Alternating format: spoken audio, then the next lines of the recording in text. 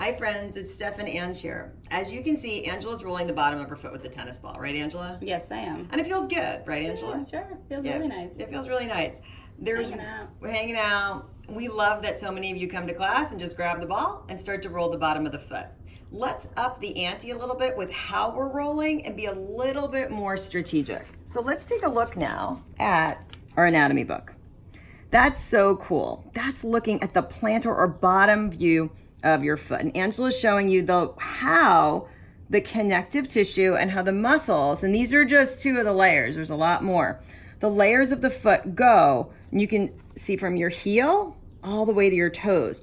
So we want you to take that ball, and you notice I'm using a bouncy ball now, and go from the heel to the toe mound and then back to the heel. So you're working with the flow of your anatomical structures here, right, Ange? Yep.